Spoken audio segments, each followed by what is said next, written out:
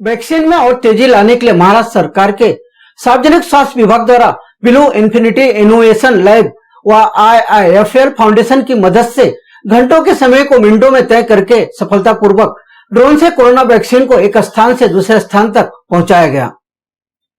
सार्वजनिक स्वास्थ्य विभाग के अपर मुख्य सचिव डॉक्टर प्रदीप व्यास, आयुक्त डॉक्टर रामास्वामी और अभियान निदेशक NHM के मार्गदर्शन में पालघर जिला के DM मानिक गुरसल, जिला परिषद के CEO सीताराम सालीमठ और चिकित्सा अधिकारियों की मौजूदगी में जवार के राजीव गांधी स्टेडियम से झाप प्राथमिक स्वास्थ्य केंद्र तक ड्रोन से करीब 10 मिनट में वैक्सीन के 300 डोज को एक बार में भेजा गया।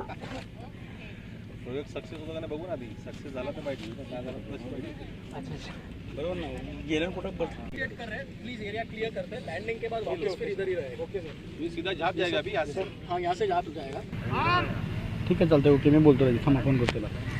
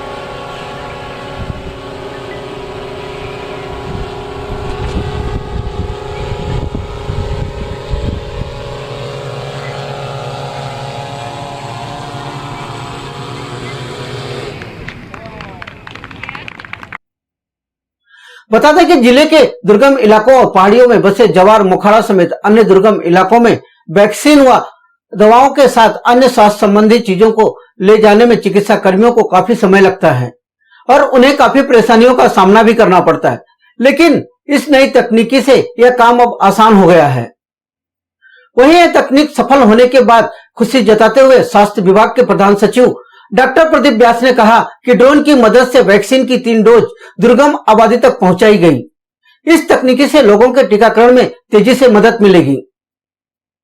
साथ ही उन्होंने कहा कि इस ड्रोन की क्षमता 5 किलो तक सामान उठाने की है, इसलिए आने वाले समय में इस तकनीकी से इमरजेंसी के दौरान कम समय में दवाएं, ब्लड व अन्य इमरजेंसी स्वास्थ्य संबंधी चीजें एक स्थान से दूसरे स्थान तक भेजी जाएंगी। यह तकनीकी अब जल्द ही नंदुरबार समेत महाराष्ट्र के दूसरे जिलों में भी अमल में लाया जाएगा।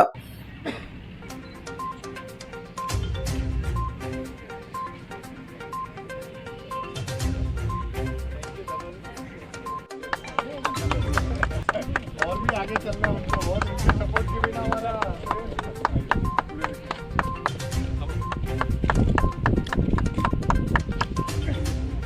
महाराष्ट्र में लगभग 18 से 19 लाख लाइव बर्थ हर साल होती है ना, और हर बच्चे को हमें एक ठराविक इंटरवल पे टीका देना पड़ता है। उसके अलावा जो हमारी गर्भवती माताएं हैं उनको हम उसके जो पीरियड है उसके अंदर हमें 2 बार उनको टीका देना पड़ता है। उसके बाद अडल्ट का भी वैक्सीनेशन है। इन सब को देखते हुए हमें करीब 4 करोड़ डोजेस हम कोविड के पहले हर साल लगाते थे। इसमें करीब 3,500 हमारे पास कोल्ड चेन पॉइंट हैं। कोल्ड चेन पॉइंट वो होते हैं जहाँ पे हमें कोल्ड चेन मेंटेन कर सकते हैं, एक ठराविक टेम्परेचर के अंदर हम अपनी जो वैक्सीन्स हैं उसको स्टोर करते हैं। पर जो हमारे सेशंस हैं वो करीब 7 से 8 लाख हम हर साल लेते हैं। जो सेशंस होते हैं वो गाँव में लिए जाते हैं, गांव में एक ठराविक दिन होता है हर उस सप्ताह में, उस दिन उस पर्टिकुलर गांव में वो हमारी जो एएनएम है वो आके वहाँ पे बच्चों को टीका देती है। अब इसके लिए क्या होता है, क्योंकि टीका जो हम रखते हैं, स्टोर करते हैं, वो एक दूसरी जगह होता है और गांव में जहाँ पे हमें टीका लगाना है वो दूसरी जगह है। इन दोनों के बीच में डिस्टेंस होता है। तो जो एएनएम है उसको सुबह पहले पीएचसी में जाके, प्राथमिक आरोग्य केंद्र में जाके टीका कलेक्ट करना पड़ता है, वैक्सीन कैरियर में लेके वो गाँव में पहुँचती है। उसके बाद जो बचा हुआ टीका है वो वापस जाके उसको पीएचसी में जमा कराना पड़ता है। इसमें उसका आने जाने में टाइम लगता है और जो एक्चुअल गांव में जब वो टीका करती है उसके लिए उसको टाइम बहुत कम उपलब्ध होता है और उसके पहुंचते पहुंचते कई बार दोपहर हो जाती है, ताकि गांव वाले खेतों वगैरह में चले जाते हैं, बच्चे वगैरह कम रहते हैं। तो इसलिए अगर हम इसको टाइम पे शुरू कर सकें, वेस्टेज भी बचेगा और हमारी कॉस्ट भी बचेगी। तो एक प्रायोगिक तत्वावर हमने आज एक ये प्रयोग यहाँ पे किया है। अभी तो ये एक ही साइट हमने सेलेक्ट की है, बट ऐसे हमने सोचा है कि नंदुरबार या गढ़चिरौली या ऐसे कोई जो बहुत इंटीरियर एरियाज़ हैं जहाँ पे हमें पहुँचने में, क्योंकि नंदुरबार में पर्टिकुलरली पाँव से चल के करीब 8 से 10 किलोमीटर या उससे भी ज़्यादा एएनएम को जाके गांव में लसीकरण मतलब टीकाकरण करना पड़ता है ना। तो आज इस प्रयोग की सफलता को देख के उसके बारे में राज्य शासन निर्णय लेगा। धन्यवाद। देखा जाए तो अभी पालघर में कितने ड्रोन तैनात किए लैंड हो रहा है। पालघर में कितने ड्रोन और तैनात किए जाएंगे? अभी तो हाल फिलहाल एक ही है ना। ठीक है, थैंक यू। मेरा नाम मधु जैन है और मैं IIFL फाउंडेशन में एज ए डायरेक्टर काम कर रही हूँ। IIFL जो है एक वित्तीय संस्थान है और IIFL फाउंडेशन जो है वह उसकी CSR शाखा है जो कि सामाजिक उत्थान का काम करती है। IIFL फाउंडेशन देश के कई जगहों पर काम कर रही है और पिछड़े हुए इलाकों में और आदिवासी इलाकों में ज़्यादातर काम कर रही है। वैसे तो हमारा जो फोकस एरिया है वो है शिक्षा से रिलेटेड, लेकिन आदिवासी भाइयों के साथ काम करते हुए हमने ये पाया कि यहाँ पर जो है स्वास्थ्य संबंधित जो सुविधाएं हैं उस पर बहुत ही काम करने की ज़रूरत है, उसमें विकास की ज़रूरत है। तो अगर हम विकास की बात करते हैं तो हमें साइंस को अपनाना पड़ेगा, विज्ञान को अपनाना पड़ेगा, नई तकनीकी को अपनाना पड़ेगा, नए नए आविष्कार करने पड़ेंगे, तभी जो है हम उन्हें सुविधाएं प्रदान कर पाएंगे। तो हमने पैंडेमिक में देखा कि किस तरह जो है शिक्षा के क्षेत्र में नए नए इनोवेशन हुए, ऑनलाइन क्लासेस चालू हुई। उसी तरह व्यापार से संबंधित अभी आप देखेंगे कि घर बैठे हम किसी भी चीज़ को ऑर्डर दे देते हैं और तुरंत हमारे पास आ जाता है। तो इस तरह बिजनेस में भी हमने नई टेक्नोलॉजी को अपनाया। तो इसी तरह स्वास्थ्य के संबंधित हमें नई आविष्कार करने पड़ेंगे। और जब ये प्रोजेक्ट हमारे पास आया तो हमने ये सोचा कि इसमें हमें ज़रूर से इन्वेस्ट करना चाहिए, इस प्रोजेक्ट को हमें सपोर्ट करना चाहिए, क्योंकि ये एक इनोवेटिव आइडिया है और ये जो है ट्राइबल एरिया में बहुत ही यूज़फुल होने वाला है, बहुत ही लाभदायक होने वाला है। तो इसी को मद्देनज़र रखते हुए हमने इस प्रोजेक्ट को सपोर्ट किया। और आज जैसा कि आपने देखा कि ये जो दूरी रोड के द्वारा 50 मिनट के अंदर तय की जाती है, 50 से 60 मिनट तक, वह दूरी आज 9 मिनट के अंदर ड्रोन से जो है हमने तय कर ली। तो इससे क्या होगा कि जो लाइफ सेविंग मेडिसिन्स है जिससे कि व्यक्ति की जान बच जाती है, वैक्सीन्स है, वो तुरंत ही जो एक्सेस हो जाते हैं ट्राइबल एरिया में। तो इससे क्या होगा कि कोई भी व्यक्ति जो है वह अपनी जान नहीं गंवाएगा दवाइयों के अभाव में। तो ये मेजर हमारा ऑब्जेक्टिव था कि हम उन्हें एक्सेस कराएं, मेडिसिन्स जो है सबके लिए उपलब्ध हो। तो इसी बात को ध्यान में रखते हुए हमने इस ड्रोन प्रोजेक्ट को सपोर्ट किया और इसके अंदर हमें सहयोग मिला शासन का, प्रशासन का, जनता का और जन जागृति का। तो सेंट्रल गवर्नमेंट से हमें अप्रूवल मिला, महाराष्ट्र गवर्नमेंट ने हमारा पूरा सहयोग दिया। स्टेप 1 से लेकर एंड तक महाराष्ट्र गवर्नमेंट हमारे साथ खड़ी थी और जो जनता है, यहाँ की कम्युनिटी है, उन्होंने हमें पूरा सहयोग दिया। अगर हम जन जागृति की बात करेंगे तो पहले ये था कि जब इंजेक्शन लेकर, वैक्सीन लेकर हम जाते थे तो वो हमें हमारी वैन के ऊपर डंडे बरसाते थे और कहते थे कि ये तो फैमिली प्लानिंग आप कर रहे हैं, तो हम वैक्सीन किसी भी हालत में न लेंगे और न किसी को देने देंगे।